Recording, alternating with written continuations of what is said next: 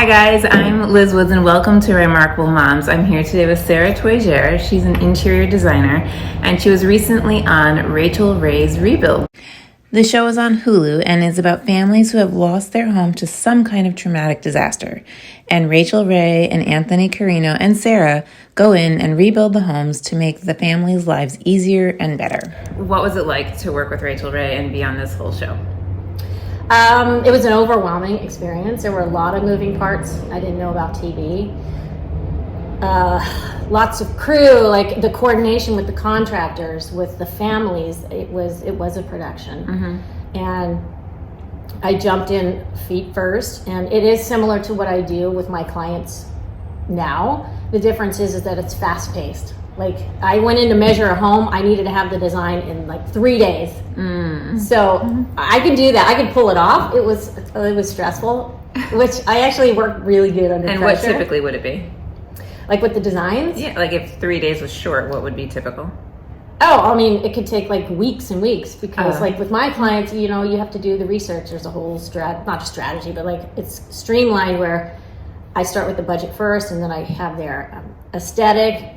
And it's kind of clinical in a way, mixing with some fun, but not for the show. It had to be fast-paced. The other thing was that they had something called trade-outs. So in order, like they need furniture and stuff for the show, and in exchange for publicity on the show, a vendor would donate $25,000 worth of furniture, which is good because that really helped supplement my budget because initially they gave me $1,000 for a whole house, and I was like, no, I started crying actually. I was like, there's no way. But you can't get a couch for $1,000. Correct, yeah. I could go to Home Goods and blow $1,000. Yeah. So I keep wrapping my head around that budget was stressful, but we did it. Like we just became really creative with how to make the money stretch. Mm-hmm. So then they increased my budget to $5,000. And then I was like, I'm rolling in the dough. And it was great. I'd love to do it again. I had a great time. Rachael was really cool. Yeah. We had fun. Awesome. And can you tell us about the families? What were some of the most interesting or stories that really stand out to you as being the most inspirational? Well, they were all inspirational in a different way. Mm-hmm. I mean, their entire lives got devastated by either fires, floods, tornadoes. There was one that was a drunk driver that hit her home twice. One after the other in 24 hours. So that was an interesting story. What? But all they could do, like, they were all so grateful that the show came in and helped them out. Like, I think they all had residual trauma, which they will have probably for the rest of their lives. Mm-hmm. But I think we came in a way where we made it easier for them, made them feel part of the process. Like we weren't just blowing into the house and like, oh, we're here to just do it all in one shot. They were part of the process. They were collaborating with us, with their design, with the construction side. So how did you get to be the interior designer for that show? Oh my gosh. Well, there's like a whole roundabout story. Okay. I'll summarize it. So I have a client who wanted to purchase a home, who, I don't know how do I do this? There's many different layers to this. Okay. My client wanted to buy a home. The man who is Rachael's manager and production company owner wanted the same house. Okay. So they both bid on the house. My client did not get it. She was upset. And Brian Flanagan, who's her manager, got the home. Got it. And that was kind of like the initial layer of how I knew him. And then another layer is that one of my other neighbors who lived behind Brian's home had a party, and they invited us to the party, and Brian was there, and I told him the story about how my client wanted his house. Mm-hmm. And then I started asking him questions like, what do you do? And he said he's a producer, he works on TV. And I was like, you know, I've been trying for years to get on TV. And I'm like, we're gonna get to know each other. So it was very like a slow progression of getting to know him authentically. It's not like I was like, put me on TV. Got it. He became friends, and then they became family. And we had tried different times to do a sizzle reel. It didn't go anywhere. And a sizzle reel is just a short clip of a show concept. Yep. So that didn't go anywhere. But then about a year and a half ago, he texted me and he said, do you want to be on a TV show? And then I said some interesting words. And I said, yes, I would love to be. And that's kind of where it started. And I jumped right in. They had already started production. They had 10 homes to do. And I wasn't even supposed to be on the show. I was behind the scenes, which is interesting. So we went to the first house. I started measuring the living room. And there was a showrunner there. And he said, okay, turn the camera on her. So they started filming me. And I was like, okay. And then it just slowly progressed. They let me do more and more and more DIY, more hands-on. And then I became part of the show.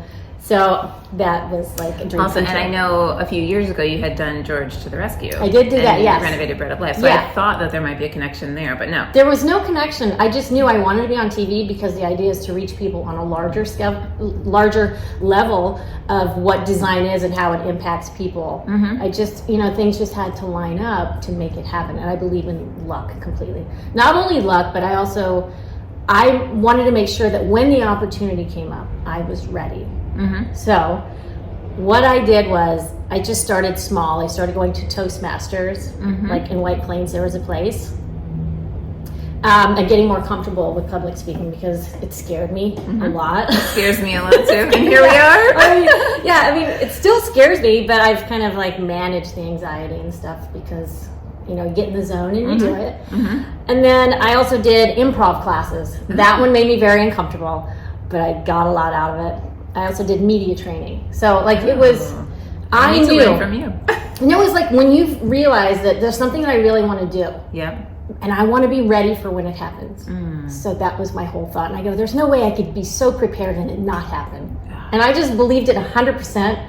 And there would be people I would tell for years ago, and I'd say the same thing, I'm going to be on TV. And of course they're like, yeah, whatever.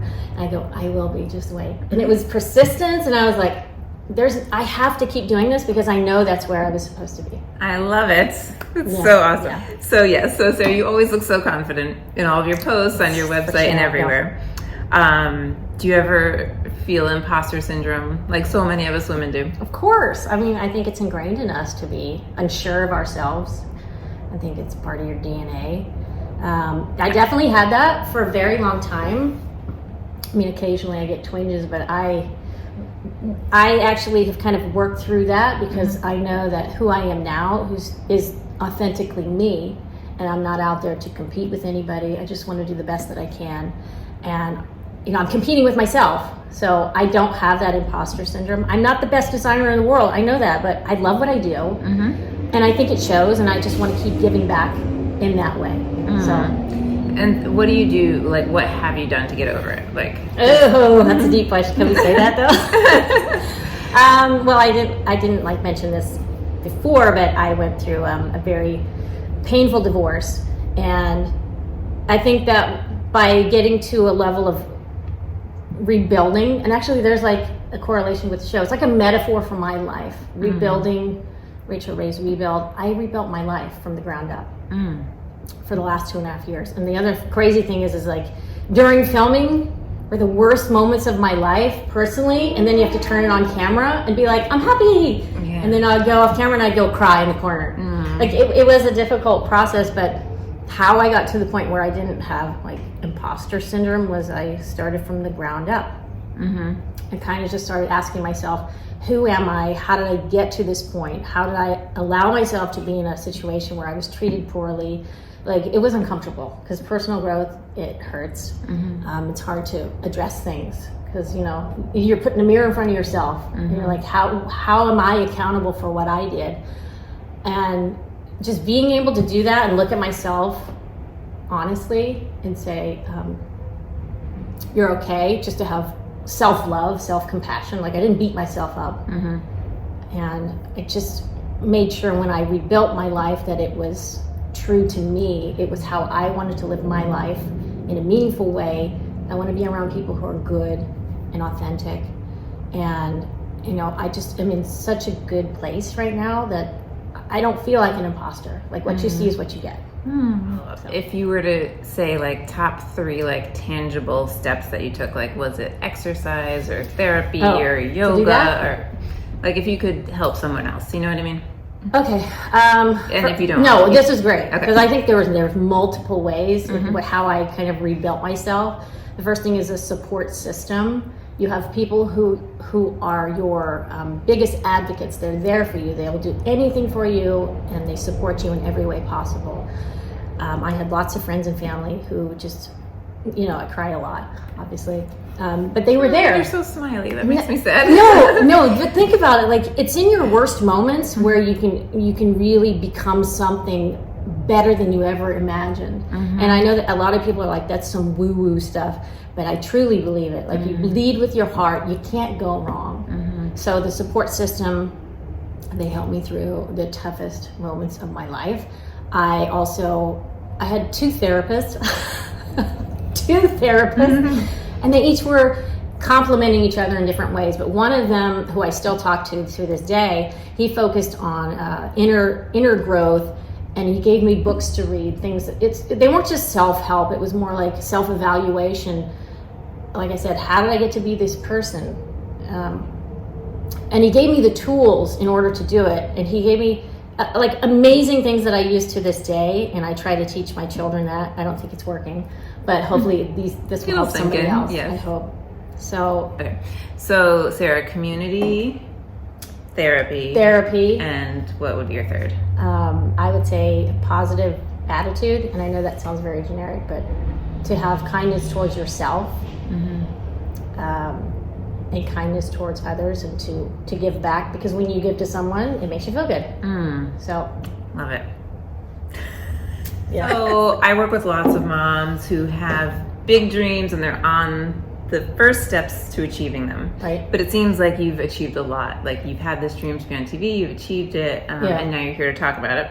Yes. If you could give a mom tips into how to get started, or those first baby steps, what would you say would help someone else?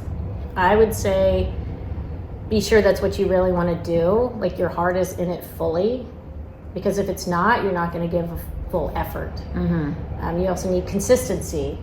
Like, I don't know what avenue that they're exploring, but also do the research of what are other people doing? How can I improve upon it? But don't compare yourself to anyone else, because you are unique in your own way. And just be persistent. If you really want it, things happen. The universe will align. I promise you. And you just don't give up. And you don't let anybody steer you the wrong way, because there will be people who criticize you and say, why are you doing that? Ignore those people. They're not your people. Just believe in yourself and don't stop. But you've been doing this for 10 years, right? 12. Yeah. So God. How did you balance, like, being a mom, working full time? Well, this is actually my second career. So before that, I was an MRI CT tech for a decade. How did you transition? That's a whole other question. That is another question. I went in the medical field because originally I was going to go in interior design, but somebody said, you'll never make money. Go into medicine, you'll make money. So I did that, knowing that I am a creative person. And I was like, okay, fine. And then sitting in the dark for 8 hours a day was killing my soul, and I said, I got to do something else. So I went back to school to interior design at FIT.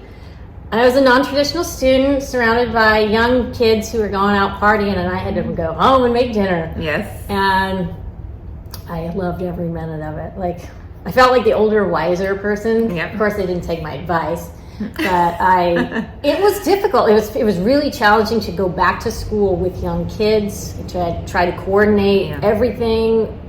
But I did it, and I'm glad I did, because it's what I've always wanted to do. I just needed to take the step. And how did you balance being a mom and a working? designer? Yeah. It was challenging. I actually don't know how I did it. Kind of like a blur right now. Yeah. Because it was trying to, you run a household, you have children, you got to get groceries. It's like, I think women do more than men, and I don't think it's fair. And, you take on so many roles, and then you try to have a career, and something has to be unbalanced. Something has to give, and you can't do it all. So there were times when I was a great mother and my design business was not as successful as it should be. And then it got reversed. And then it's really just trying to do the best you can in the moment, make those right decisions, and always just try to be positive as much as you can. And did you have like a daily schedule? Like some people like, oh, from 9 to 10 I do this, and then 11 to 3, you know, like when your kids were at school? Yeah, I tried to do that, but I like spontaneity. I like to just like go out and do stuff. Yes, I try to have schedules, but usually they don't end up the way I have them lined up. And that's okay. You know, you gotta have flexibility, what you're doing, and, you know, variety is the spice of life, so. I agree.